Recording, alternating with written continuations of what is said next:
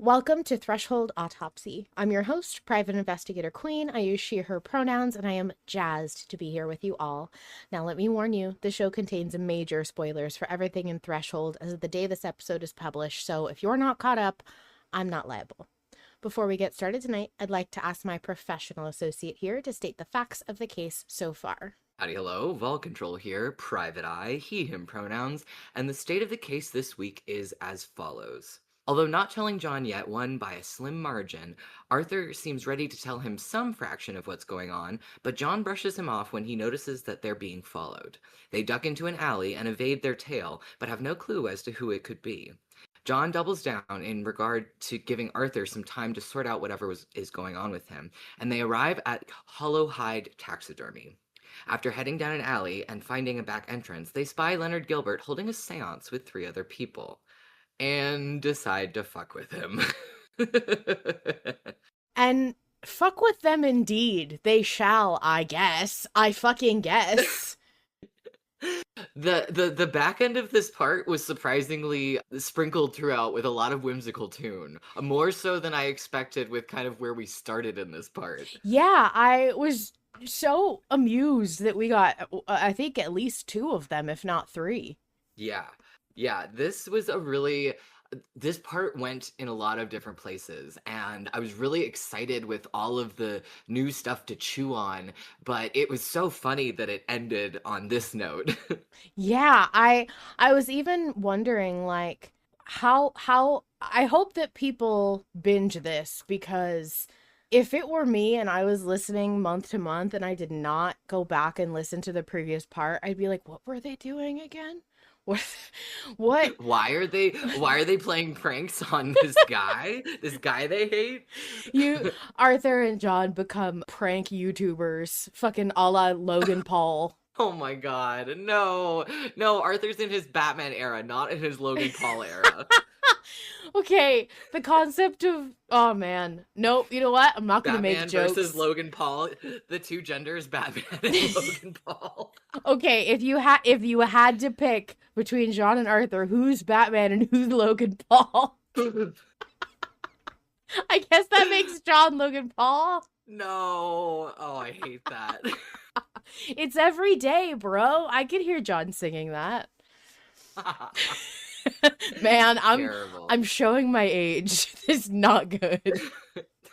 I feel like a mom joking about internet memes. I was there for that. I remember that. It was not that long ago, but I feel like I shouldn't be making these jokes. They're too young for me. Stop me quickly. Not relevant. Not relevant anymore. No. But yeah, I definitely did not expect their meeting with Leonard Gilbert to start with pranks. So, but to what you were saying before we got sidetracked, I think it's going to be really interesting to see how the next part starts out. And Harlan is usually pretty good at like setting the scene. Even if you don't binge it, I feel like it's nice to kind of get that like fresh start, that fresh momentum at the beginning of a part.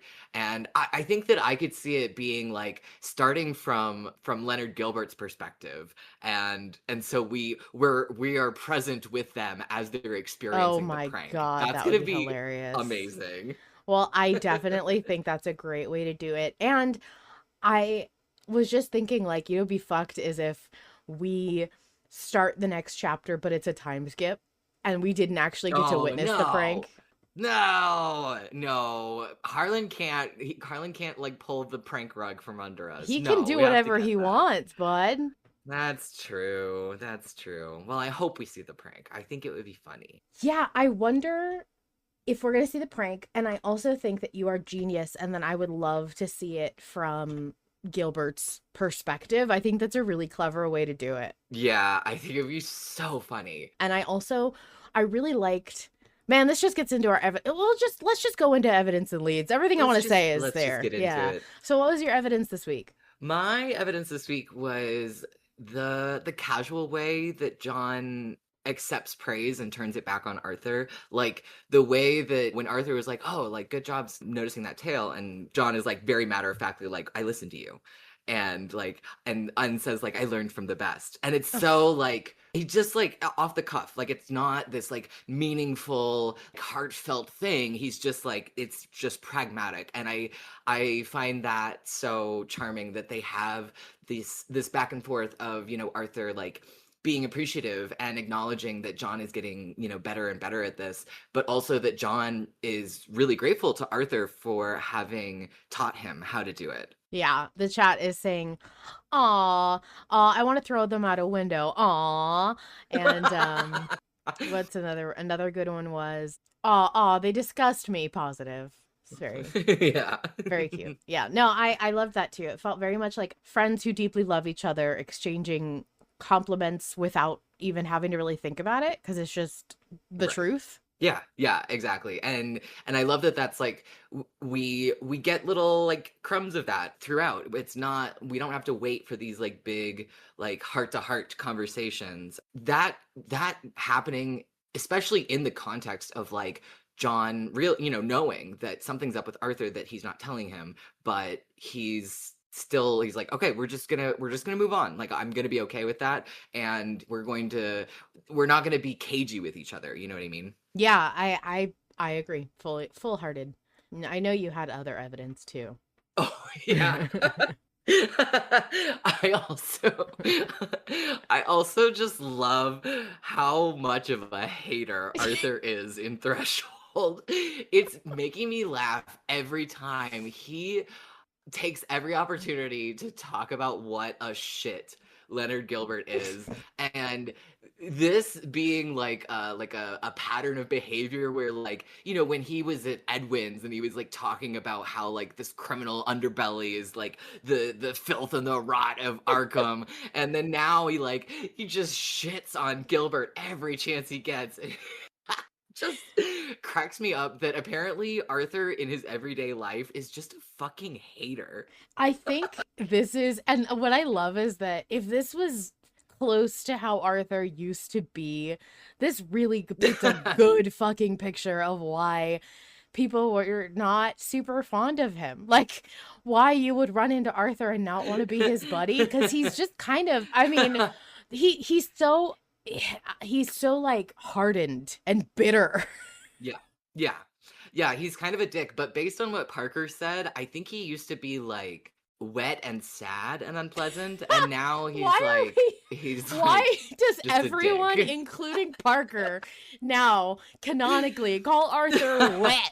He's just I constantly don't know. wet in He's everybody's just brains. he just seems soggy, It just I Did don't that I don't start? I know. think It's the that started vibes. before John even called him wet, because John said, "You're 90 pounds sopping wet," and Soaking wet. that Yeah. is when I started hearing it more frequently. But I know people were calling him wet before then. Also, I really hate the phrase calling him wet. I just want to put it out there. I know it sounds bad. I have no other way to say it. You guys call him wet. I don't know what to say. I think it's because that's like a common category of protagonists. It's like internet slang for a certain vibe, and so I think that has just been projected onto Arthur because he fits into that sort of category. Well, whenever anyone says it, it reminds me of specifically the phrase "sad wet British cat," and then I think of two specific Yeah. gifs, which is a cat that's under a faucet for some reason, and then the David Tennant gif where he's in the rain, and he's looks really sad. That is what I think of, and so like very specific, sad, wet. Very Yeah. strange. This fandom has created imagery with words alone in a very unique way. Well, and Pi also mentions that quote unquote all wet means full of shit or misguided in this era, and that has also been used somewhat liberally already in Threshold, which is just funny. Feel like that's a funny coincidence. Sure, sure. But I know for sure the fandom is just picturing him dunked. Yeah. What was your lead this week? John is being like really chill about Arthur keeping something from him, Yeah. and I think that's cool. I wasn't expecting him to be like this much. And in this scene, like John is like, yeah, yeah, sure, whatever, because he has something more important to talk about. But when Arthur like revisits it again, John is very much like, no, like you don't actually have to tell me. And I just find that such an interesting mood or tone for him to take. And I am just wondering how chill he's gonna be when Arthur finally comes clean. I think he's actually going to take it fine. I'm more worried about Parker. Really? I think John is going to be real hard. I mean, fucking John tens of thousands Doe is going to be really hard pressed Yeah. to be too upset about this. In fact, it feels like small potatoes compared to everything else. And so I don't actually think John's going to, I mean, I think he is going to be concerned about how dangerous it is and suspicious, but I don't think he'll be upset. Yeah. Yeah, and are you saying that you're more worried about Parker, as in Parker finding out that John was the cause of his murder? Yeah. Yeah. Yeah, I'm really interested about, yeah, these intersecting, overlapping secrets. And I honestly, I kind of wanted Arthur to be more like tight-lipped about it and like to keep it more to himself. And I found it really interesting that he tried to sort of tell John, but it'll be really interesting with that tone set about what he's keeping from John. I think that, yeah, they're going to have a much more reasonable reveal later on down the road because they've established this understanding. So, yeah, it'll be interesting. Yeah, and I do think that the chat is talking a little bit, Fish and Oakley specifically, about avoidance pretty much, and the fact that John is kind of seems like maybe he's just not interested in exploring anything that could, even if it's something he wants to know about and is curious about and is concerned about, it's a lot easier to just be like, yeah, yeah, actually, no, I trust you. It's cool. We're cool. It's fine because Right. what's gonna, Interesting. Yeah. what disrupts the status quo that he's really enjoying. Right. Yeah. No, that is a really good point because John has already made allusions to the fact that he wants to try and like protect their peace, more or less. Yeah, and like I said back in Blackstone, John wants to have, I mean, the feeling I get is John wants to have a human lifetime. He wants to do human things and experience humanity, and he's never known that, and Arthur already has and already knows that that's all he's ever known. So Yeah. having to operate like that, it John kind of wants to have a certain curated experience of humanity that, Sure. you set out to, for example, go to college and get your degree.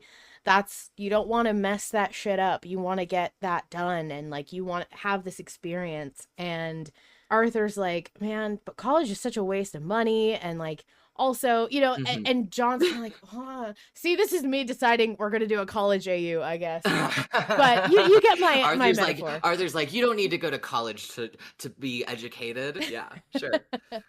And what was your evidence this week, Queen? I had a few. So I have a few pieces of evidence here. So first piece here is, look, whatever you need, I trust you, we're fine. I Yeah. know the point was that John was distracted, but first of all, the delivery was perfect and it made me smile. Yeah. Second of all, I really like the the fact that nothing is more, I mean, John's concern and his curiosity and his suspicion all got put aside because he was Mhm. alert enough to be able to tell they were being tailed. Yes. We love it when John pays attention. Yes, good God. The one job you have is eyes, and you done it. You did it. You did the good job, John. He gets a gold star today. Yeah, I loved the delivery. I loved the way it felt, almost like this actually isn't very important, and in the way that I don't think that John would have done in a earlier season of Blackstone. John would have kept trying to have that conversation, and I love more and more proof that John has changed and grown. Yeah. Yeah, it was kind of in the same way like I was talking about with my evidence about how he's like very like casual about it. Like it's sort of just the way that it is, and he doesn't have to make these like grand sweeping like I trust you. Yeah. It's like yeah, like I trust you. We're good. It's fine. We can deal with that later. Yeah, of course. Yeah. My next piece of evidence is more Johnologues. I love John Yes. descriptions. I loved it when he was describing the office and like the outside of it and everything. I find Harlan's writing of scenes and buildings and places so inspiring because I'm Hmm. not very good at writing them consistently. Like I get really tired of doing that. I can do it, Yeah. but I'm not good at it consistently, and I guess it helps that he has a lot more control over like when he has to do that, because John can, be like, we're in too much of a hurry for me to describe this in a pretty way. Whereas when you're writing for consumption, like book or something that people are going to read instead of listen Yeah. to, you really have to like pick. You can't describe Yeah. only Yeah. some things really beautifully. So I really liked the Jonologues, and I hope we get more of them. Yeah, I'm glad you mentioned that because that did stand out to me when we were re-listening before Autopsy. Was I really love that we got those it's a very it like it stands out even though it really helps the flow of the chapter and of the episode to have those journalogs, to have those descriptions, but it does feel like it stands out in a special way. Yeah, agreed. And the other thing I wanted to mention was John's line of, let's not attribute to malice what can easily be explained as stupidity. Now, I know Very good. this conversation between John and Arthur is primarily going to be highlighted because it's the very funny line that comes after, which I will be touching on. First of all, I just want to say the conversation there actually of all reminded me of a conversation you and I would have had. It was Yeah. very much like a constant back and forth, so it made me happy to hear it that way. But I really liked that we got to go back to kind of the original concept that I always enjoyed about Blackstone, and especially in season one when it was very evident and they were more at odds. Harlan has said before that John and Arthur are kind of representative of the voice in his head that is always trying to contradict him and give him the other perspective and make him doubt. And that was what John's role used to be in the very beginning. And you could really tell because every thought Arthur would have, every decision he would make, John was the conflicting force that made it have to be a choice rather than just instinct, right?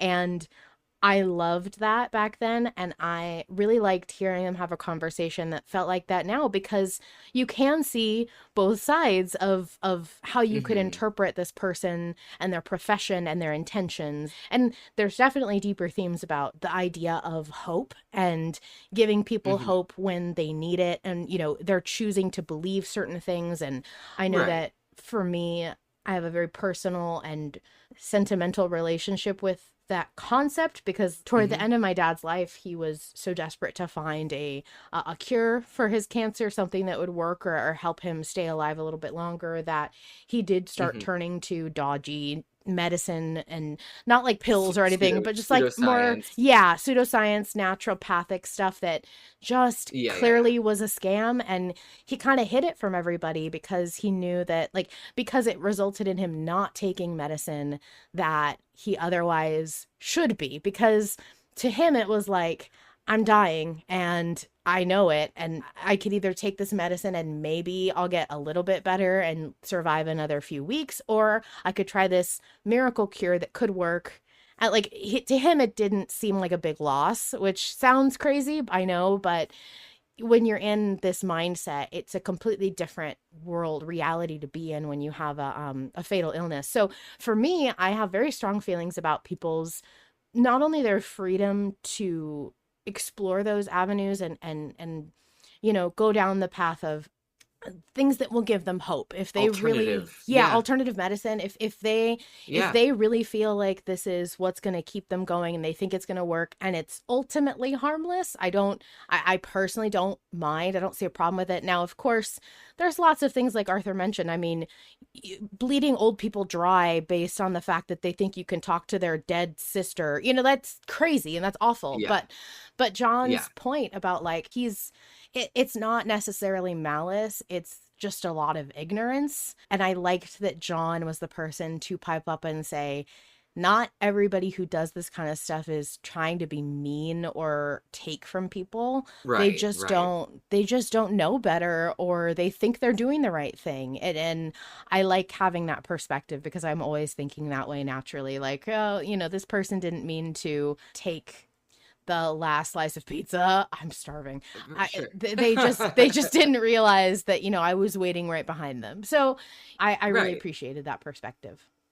Yeah, yeah, and I think that it is nice to have both sides of the coin, and for Arthur to be so vocal about how exploitative what Gilbert does can be. But it was very funny that Arthur and John are having this back and forth, and Arthur's like, "Oh, you're really soft on him, aren't you?"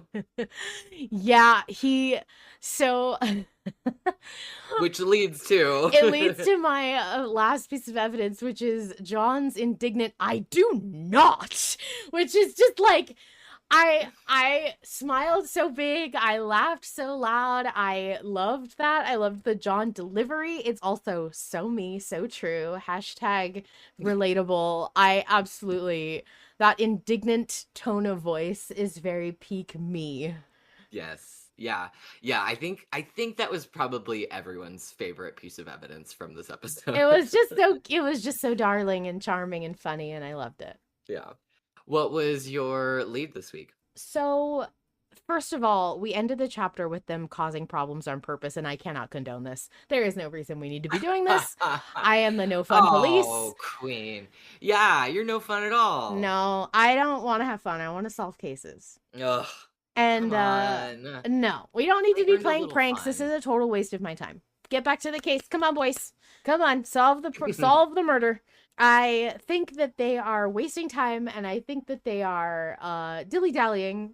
No, in all seriousness, I do think it's funny that they've decided none of their work is more important than pulling a prank on this guy. Fucking They with must really Leonard fucking Gilbert. hate this guy. I can't wait. Harlan is teasing us. I can't wait to actually see them interact. God, I feel like we've been waiting for so long. Yeah, for sure. I think we're all very excited about it. The other thing I wanted to mention for leads is I don't know why.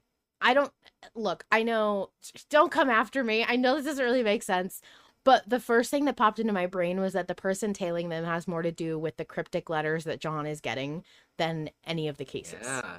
I Yeah. think it's just a hunch. I have a feeling it's just association, but it's just it came to me in a dream, quote unquote.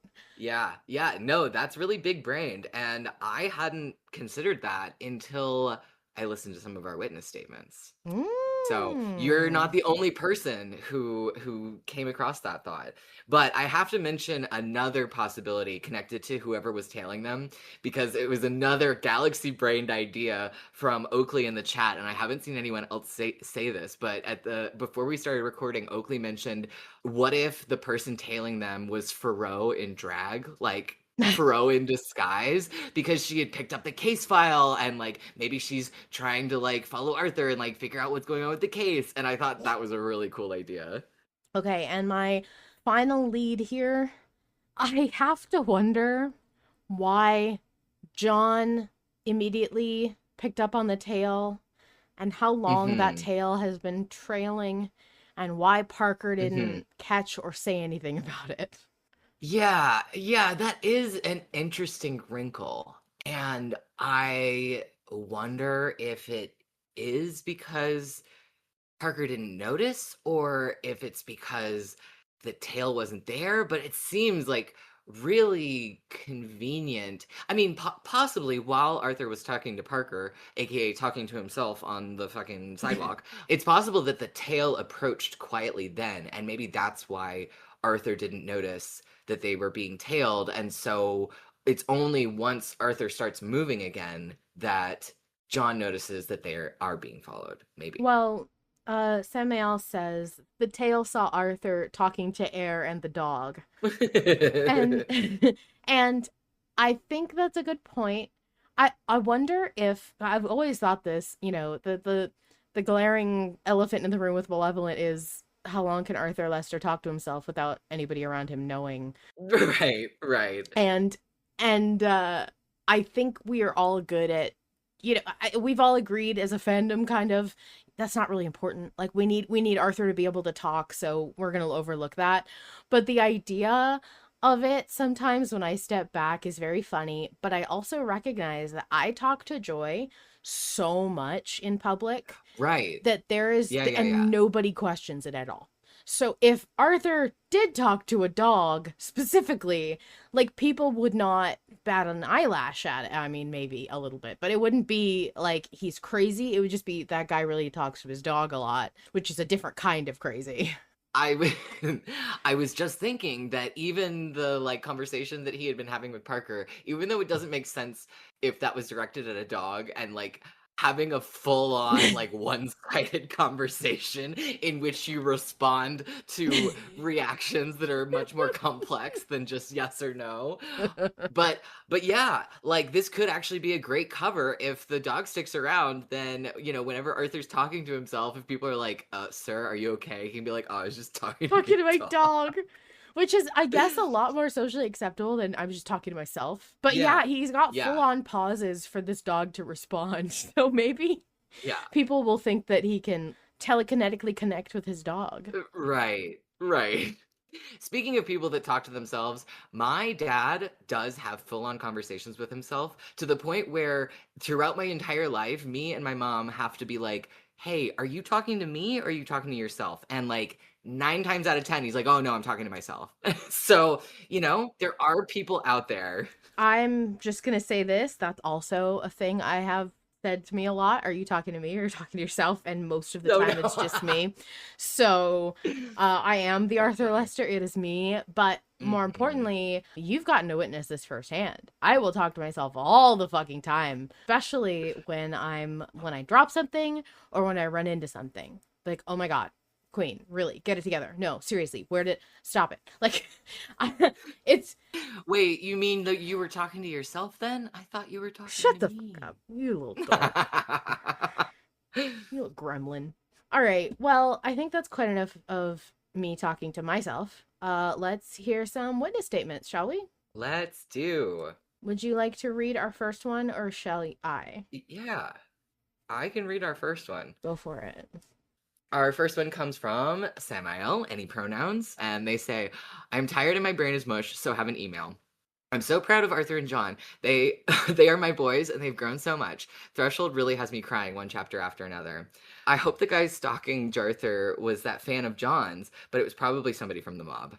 Peanut Kibbles, oh how I adore you so much." And with how much you've been showing up, I think he's staying around. Peanut will probably die, but I'm gonna get attached regardless. I love Peanut Kibbles. I just love the last combo. Menaces the lot of them. They deserve to be. They deserve to be. Heart.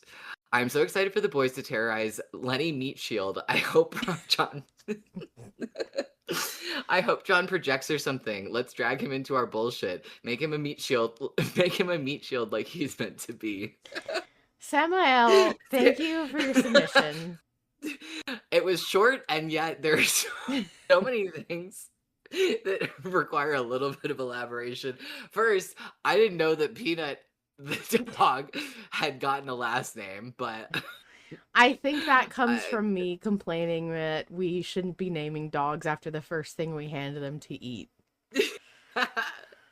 but also I know what Samael's talking about when they call Lenny Meat Shield. There's been a few people, and I think Samael may be the loudest voice in the server who's been saying this, was talking about how we need to make Leonard Gilbert useful and use him as a kind of like shield from the horrors. Like we can throw him to the dogs, that kind of thing, and just yeah, making him useful. I like it when people are useful.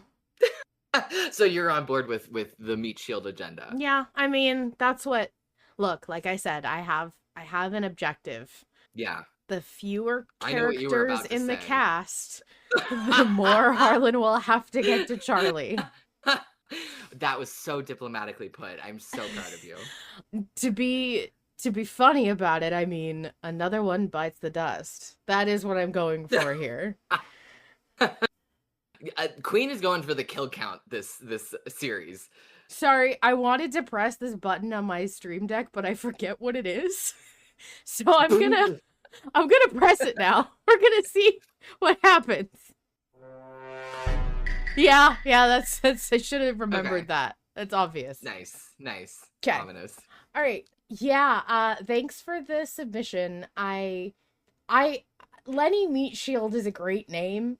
It's inspiring. I Yeah. hope that we learn our lesson and start naming more NPCs as though they will inevitably die or be killed, because I think that will soften the blow, because there will always be people in chat who are like, no, that's my Blorbo. We can't let him get hurt. And I'll be like, we named him Lenny Meat Shield. I don't know what you expected. Remember, they are all expendable. They're all expendable. They are all expendable except for one guy.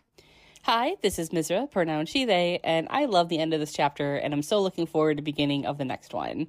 Arthur and John still able to have these lighthearted moments and a little bit of silliness is just so great, and hearing their laughter together always gives me so much joy. I really hope that for whatever their prank is, for part of it, John projects for a couple of reasons. First, it would really show his growth and development throughout the course of Blackstone, going from not liking to use any of his powers and abilities to fully embracing who he is and using that side of the King in Yellow. Also, I just really like in media and stories where characters have magical powers or abilities and they use them for trivial or mundane reasons. Also, I think it'd be really interesting because it really wasn't that long ago or that far away that they lost their tail, and it's possible their tail might be able to still find them. What if they show up right when John is projecting and they see John? Also, my assistant Nova says hi. Oh my god, we're gonna have to listen to that again. I could not pay any attention. Nova, baby girl, let Nova submit, okay? Oh my god. Oh my god. That was the most so precious cute. little... Oh my god, I'm gonna cry. I thought we were only going to get one or two little meeps, but then Nova was like, I have something to say. Give me the mic. Oh my god. Misraa, I've never wanted to teleport to you so bad. Sorry guys, we have to listen to that again because I was not listening even a little bit. I could not tell you a word Misraa said. Also, we need to hear the meeps again. Yeah. Hi, this is Misraa, pronoun she, they, and I love the end of this chapter, and I'm so looking forward to the beginning of the next one. Arthur and John still able to have these lighthearted moments and a little bit of silliness is just so great, and hearing their laughter together always gives me so much joy. I really hope that for whatever their prank is, for part of it, John projects for a couple of reasons. First, it would really show his growth and development throughout the course of Blackstone, going from not liking to use any of his powers and abilities to fully embracing who he is and using that side of the King in Yellow. Also, I just really like in media and stories where characters have magical powers or abilities and they use them for trivial or mundane reasons. Also, I think it'd be really interesting because it really wasn't that long ago or that far away that they lost their tail, and it's possible their tail might be able to still find them. What if they show up right when John is projecting and they see John? Also, my assistant Nova says hi. Thank you, Misraa. Thank you, Nova. You know, I won't tell if those were mostly Nova's thoughts that you had to communicate for her. It's okay, Misraa. Not all of us can have all of the good thoughts all of the time. Yes, and we know that Nova only has good ideas. Yes, and I agree. I think John projecting for the sake of a prank would be the best fucking subversion of John won't project because it reminds him of the bad person he used to be. For him to just be like, nah, this is funny and useful, I'm gonna do it, would be so fucking great. Yes, 100%. I hadn't thought about him projecting per se. I don't know. Like, I guess I hadn't thought that hard about it, about what, like, pranking them was going to look like. But yeah, I really hope it does involve, like, John projecting or using some other power, because I believe that, they have mentioned that John has other powers now, and maybe we don't have the full list yet. Yeah, agreed. And Pi in the chat says trauma can always be put aside for the bit, and I Yes. fully back that. 100%, 100%. Our next submission is on paper, so shall I read that or would you like to? If you want to read it, go right ahead. Sure. Think you give me these on purpose. Something tells me you What? do. What? The submissions from our particularly personable and energetic listeners. I will not disrespect anyone by doing an accent, so I'm just gonna read this and do my best. Hey everyone, Autumn here again, and oh my god, it's everything I ever hoped and dreamed. I remember I sent in a note before Da Capo about wanting to see Darkworld Parker, who believed Arthur had killed him, and now I have arguably gotten something even better, holy shit. It really is a testament to Arthur and Parker's relationship that Parker continues to non-maliciously haunt who he believes his murderer to be, especially when Arthur is very good at antagonizing him. I'm surprised last week's vote wasn't about telling Parker who really killed him, but I'd also say I'm glad, because I highly doubt that Parker would have awarded John the same levels of amnesty, and not to mention the fact that he would then have to grapple with the fact that his best friend is in a QPR with his murderer.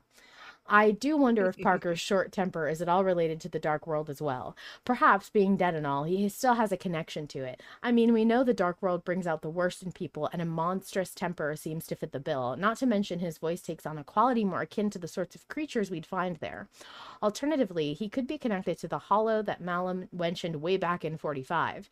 He said it's populated by revenants, which are people who are unable to fully pass on because they didn't fulfill their duty in life, so possibly Parker adjacent. Threshold leaves so much room for theorizing and is chock full of such potentially juicy relationship drama. I mean, first we have Farrow, and then Parker, and now this on top of it all. I can't wait to see the shitstorm when it hits. I'll be watching giddily from the nosebleeds. Wink, wink, nudge, nudge. Anyway, that's all from me. Have a good autopsy. Thank you, Autumn, for your lovely witness statement. I do appreciate it. And thank you for bringing up the Hollow. I completely forgot about that. Yeah. I also love the way you say that he mentioned it way back in 45, because it makes it sound like you're saying 1945. Like, that's just what I was thinking when you read it. Back in 45. Back in 45. Smokes a cigarette. Yeah, I do think that's a good theory. And I also think I was also very surprised about last week's vote and what it was, but I'm really glad that that's being pushed further down the line.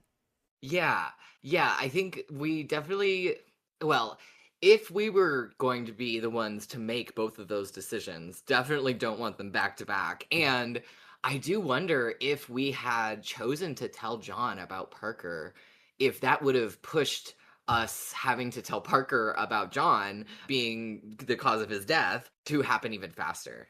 I wonder, because that almost feels like if we had chosen to tell John, maybe it would result in us having to wait for John to make that decision before we could make the decision to override him, because we know he wouldn't. I mean, I think John wouldn't want to tell him, but maybe, I don't know, maybe John's grown so much that he wants to come right out and tell people that he killed them right away, unlike with Arthur, where he decided that he had to wait a whole season to tell him he killed him tens of thousands of times. I don't know. I think that one of the aspects of John's personality that I find really humanizing and that I like about him is his sort of like selfish fear of being judged or like messing things up, and so he will like try to avoid coming clean or being honest about like bad things that he's done, because he wants to like almost like pretend like it didn't happen, or like he wants to replace the fact that it happened with the fact that he's grown so much and he knows it was wrong and all of that. And so I do wonder how mature John is going to be about handling that. I wonder how mature he's going to be, and I wonder if he will have the foresight to think about the consequences beyond just what will happen to him, because frankly, John is not in much danger. The consequences of most things are not really on John, they're on Arthur. So it's kind of like, Arthur's going to take the flack for something John did, pretty much constantly. And I have to Right. wonder if Parker will even believe Arthur. Yeah. I mean, we're just kind of taking for granted the fact that Arthur's going to be like, I know it looks like I killed you, but actually John killed you. And I know you have no evidence that John even exists, but the guy in my That's a head good told me to point. kill you. That's a good point. Yeah, interesting. Pie, she, her. If Rose scolded them for it and Parker's immaterial, who opened that window? And now they have a tail. One that Parker didn't notice and John hasn't recognized. It's not Logan. John would recognize him. The same could be said for anyone from Edwin's. It's someone the boys haven't met yet. Clayton and Nick both would possess plenty of unknown henchpeople. There's Sam's him and any potentially related individuals. And Johnny. Wet or Fleming. My money's on him, assuming they are the same individual, which they are, or Fleming never arrived at Puckett's after he called him. Someone who's after the key and knows of Arthur's involvement in the Puckett case is who would have the greatest motivation to break into his office, whether to try to take it outright, which I don't think happened, or to scope the place out. Their office had no obvious signs of being pilfered, and no one but Arthur would have any way of knowing it was in the hat specifically, so they can't have gone for it directly. But trying to get information about Arthur, his habits, what he locks, his routine, followed by a tale, that's plausible. The only people who should know of Arthur's involvement in the Puckett case are the stiff himself, Gilbert, Logan, and Johnny, or any of Edwin's lot, but I highly doubt they're in play here. Maybe Jack, but I think he plays a longer game. Puckett's dead. It can't be Gilbert. It's not Logan. It's Johnny, or someone who works for him. Or it's a random person, someone who we didn't even know had an interest in Arthur, maybe John's cryptic fan. But we've been warned about Johnny coming looking for them. Thank you, Pi, for the, as always, haunting submission. I am so much more paranoid than I was before. Like, I was just worried about what was in front of us. I'm not thinking about the fucking window. God. Yeah, I will Ugh. say it's really extra easy to get paranoid when you're listening to a mystery podcast where I can't rewind and go look, and I can't Right. inspect the scene in the way that I'm used to when I am trying to solve a mystery. So I definitely forgot about the window. Yeah. Was not even remotely on my mind. And I think that, again, I don't know why, but I keep thinking everything new that's popping up is related to John's weird letters. Yeah. There's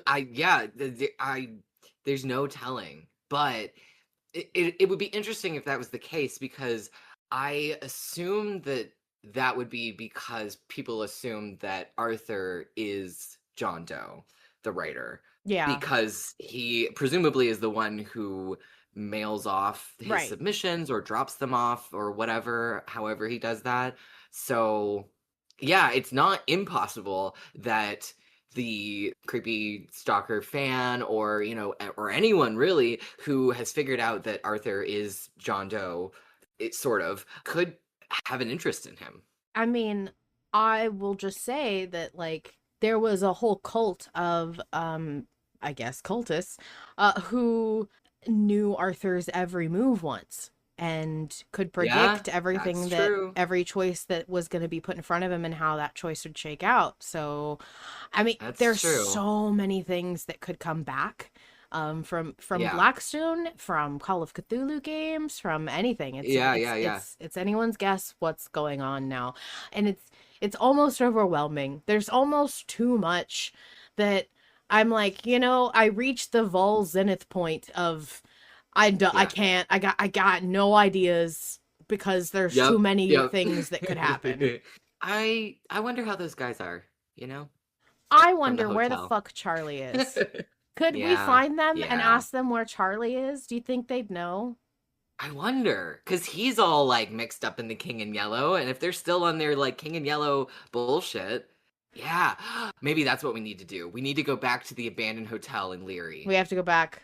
All right, that's our trajectory now. Yeah, I have 2 goals now: get back to the hotel in Leary and eliminate all side characters so that Harlan must focus on Charlie. I need to know where he is. I need a vignette of him talking to himself in Threshold, wherever that is. Or like, I need to know, like, Harlan, send me a postcard with the date and time on it. I need proof of life.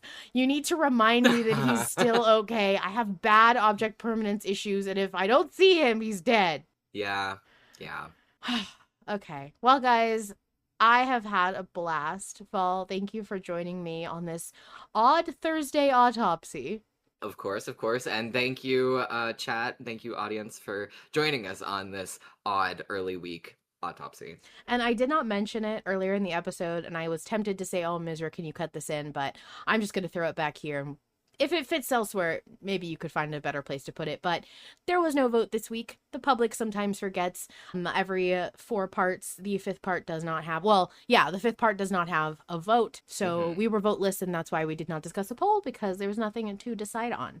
So I just wanted to remind everybody that's how it works. I am sad because last week was so active and fun and debate heavy, and now it's like dead, and I'm sad. Yeah. But that means that everybody got a week's rest and will be fresh and ready to get back in the poll mines next week. I don't need rest. If I sleep, I die. I know. Not you. I mean, everyone else. Oh, everyone else. Yeah. I'm a shark. If I stop moving, I die. All right, guys. Thank you so much for joining us. Really, really had a lot of fun, as always. If you as a listener want to be part of the show or participate in the community around it, visit bit.ly/Malevolent Autopsy to find out how. And thank you, of course, to Harlan Guthrie for our source material, my volunteer editor Misraa, Roses of Envy for our intro music, Soup for our gorgeous website, Eureka for our cover art, and all-around volunteer assistant and co-host, Vol Control. Remember, in the end, it's never about certainty. It's about making a choice and moving forward. Until next time, the horrors persist. But so do we. Good night, everybody. Good night, everyone. Wow, our credits have gotten so long because we're not the only 2 people doing it anymore. Incredible. We've got a whole community. Incredible. It's great. Thank you.